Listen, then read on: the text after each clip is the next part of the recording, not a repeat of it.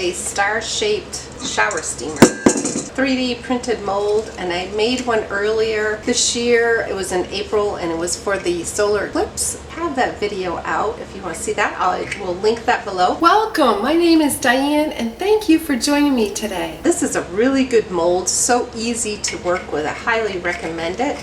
And the essential oils that I'm going to be using are, I'm going to add a little bit extra of peppermint essential oil, and then this is a rosemary peppermint, and I like the rosemary scent because it's very grounding, and it's thought to enhance memory. Rosemary essential oil is known as the herb of remembrance. And then peppermint essential oil is very uplifting and it's energizing, so it's really a nice scent, I think, to help you get going and then also have any sinus issues or allergies and things like that. Peppermint also helps with the menthol part of it. This one does not have any menthol crystals in it, but it does have the peppermint essential oil in it. Let's get to it. And I am doubling this recipe because I make like a rosemary peppermint bath bomb, and it's the snowflake one. I've done that, and I've done the sunflower one, and I'll have that video shortly. So I'll leave the basic recipe down below. So this one's really simple. It doesn't require any mica, so it's one less ingredient. And you don't always have to color the shower steamer. You can leave it white.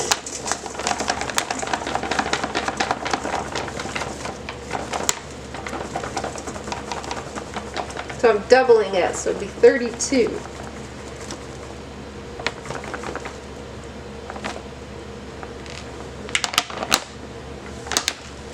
Humidity in the shop is 45, and then the temperature outside is like probably 75. It's about 70 in here. But the humidity levels is something that you really want to pay attention to, especially when you're making the shower steamers or bath bombs. So I'm just going to get this all sifted. And the rosemary peppermint is such a beautiful scent. I wish I could make it a little stronger in the bath bomb, but you can't do that. You have to make sure you are using the infra regulation, which is the International Fragrance Association, and they regulate or advise you on how much of the essential oil or fragrance oils to use in your skincare products. You always want to be safe, you know, especially like anything when you're soaking in the tub. Oh my gosh. Okay, so this is all sifted, and then I'm going to add my kaolin clay, and then no color. That's it. Very simple. Nice and easy today, huh? And I have it nicely labeled. It's using my Moonbeam printer, and I will have a video on that someday. It will happen. So this is 4. Alright, I'm going to work on the wet ingredients. So I have all my wet ingredients. So I have the essential oil, fragrance oil blend. I have my Poly 80 and my 91% rubbing alcohol. So I'm going to add that to the dry mixture. So I'm going to do that slowly.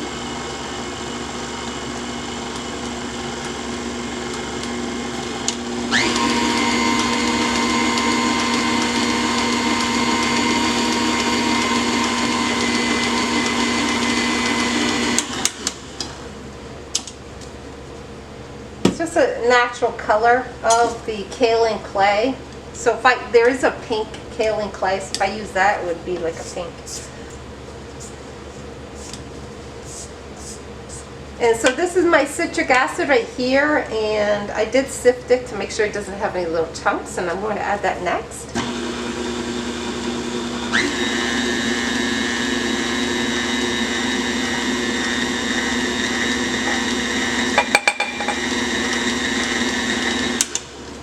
That gives it a nice, like a sandy texture. That's what the citric acid does. It makes everything more free-flowing, and so it doesn't all clump together.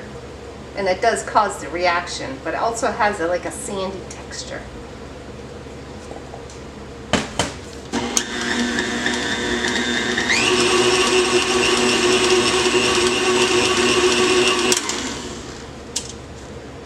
Okay.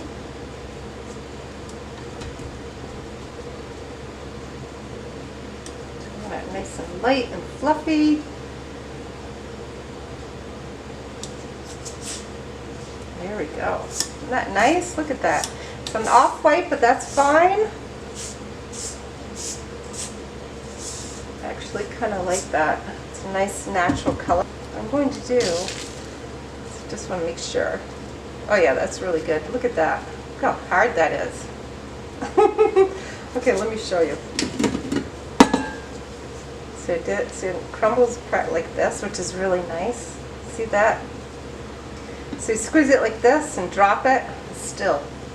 And then it breaks apart nice and easy. And this is a little bit wetter than normal, and that's because I'm using the 3D mold.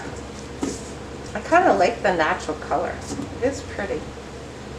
Makes me think of honey powder and, you know, like a honey oatmeal. It has like an oatmeal look. I tiered it, and so I put the top right here. You always want to have that on and then have it like this. And then this is a little plunger type thing. It goes down like that. So it's nice and free-flowing. Much better than my other one that I did, which was the botanical one. And it deals with the trees. The mixture was definitely a little bit harder to work with. So this is the arbor press right here.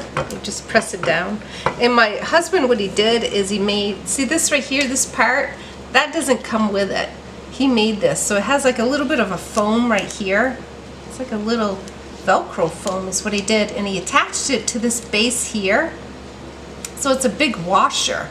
And that adds a larger surface that I can press on my 3D mold, and so then I can do like the edges here and it won't crack anything.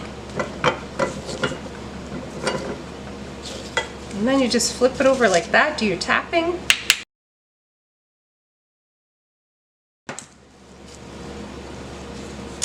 Isn't that pretty? That is so pretty, I love it.